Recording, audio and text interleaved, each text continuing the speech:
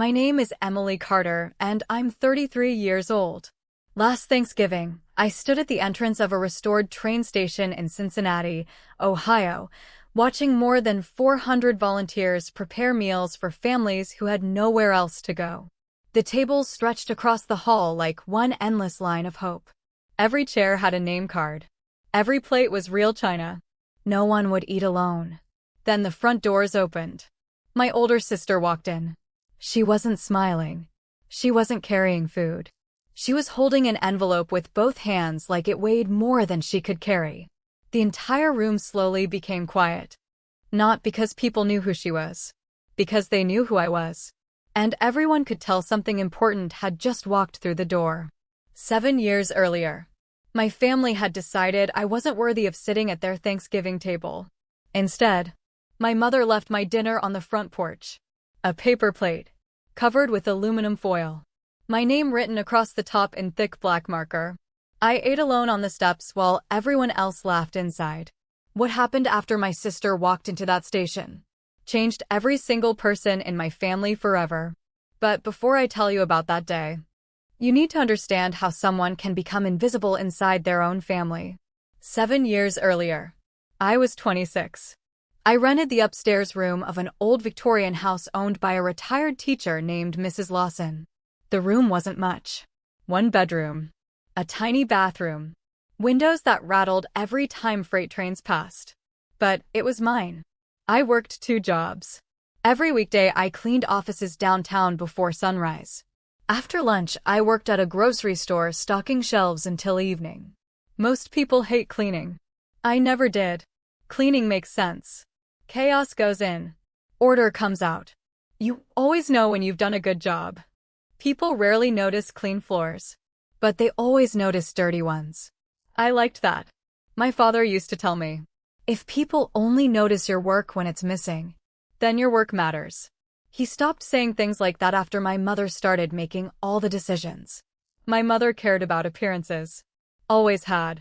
Our house looked like it belonged in a magazine. Everything matched. Everything sparkled.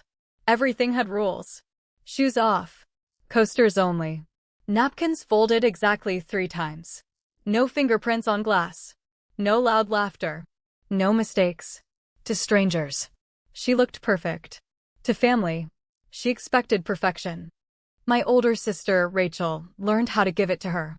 Rachel married a successful financial advisor, lived in a beautiful neighborhood, drove a luxury SUV, posted perfect holiday photos every year. My younger brother worked for Rachel's husband. Everyone praised him. Then there was me, the girl who cleaned office bathrooms, the daughter who always smelled like disinfectant after work. Whenever relatives asked what I did, my mother never said I managed commercial cleaning contracts. She always smiled politely. Emily cleans buildings. She said it the way someone might say, Emily couldn't do any better. At first, it hurt. Eventually, it just became another sentence. 3 days before Thanksgiving, my phone rang. Mom. She didn't ask how I was. She never did. Dinner starts at 2. I know. Don't be late this year. I won't. Rachel's hosting. I know. And Emily. Yes. Please try to look presentable.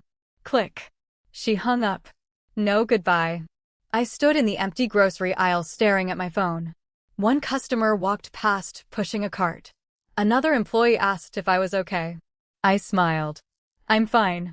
People who spend their lives serving others become very good at pretending they're okay. The Sunday before Thanksgiving, I stopped by Rachel's house. Mom was already there helping decorate. The dining room looked incredible. White tablecloth, fresh flowers, crystal glasses, gold-colored candles. Rachel stood over the table arranging little folded place cards. Mom nodded proudly. Beautiful. I counted them. 1, 2, 3, 4, 5, 6, 7, 8. Exactly 8. I frowned. Weren't Aunt Linda and Uncle Joe coming? Rachel shook her head. No. Just immediate family. I smiled. That meant me. Didn't it? I didn't count again. Sometimes.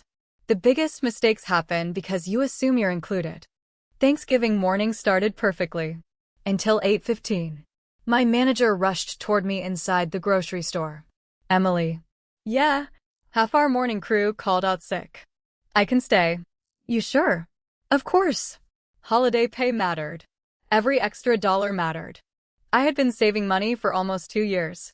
Not for vacation. Not for a new car. I wanted to start my own commercial cleaning company someday. Every overtime shift brought that dream a little closer. At 11:40, I finally clocked out. Still wearing my blue work polo. Hair tied back. Sneakers dusty. I looked at the garment bag hanging inside my car. A nice sweater. Clean jeans. Boots. I could drive home first. Shower. Change clothes. But I'd be almost an hour late. Or I could drive straight there. Mom hated lateness. She'd forgive dirty clothes before she'd forgive being late. At least, that's what I believed. At 2:18, I turned onto Rachel Street. Cars filled the driveway. I parked along the curb. Grabbed my garment bag anyway. Old habits. The smell hit me before I reached the porch. Turkey.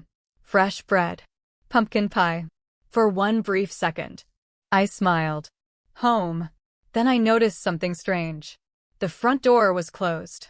The storm door was locked. The porch light was on.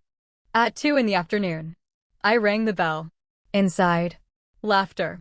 Voices. Silverware. Football on television. No footsteps. I waited. Rang again. Nothing. Then, my eyes drifted downward. On the porch swing sat a paper plate wrapped in foil. My name written across the top. Emily. Black marker. Big letters. Neat handwriting. Beside it, a folded paper napkin. Plastic fork. Small bottle of water. Like someone had packed lunch for a stranger. My phone vibrated. Mom. One text.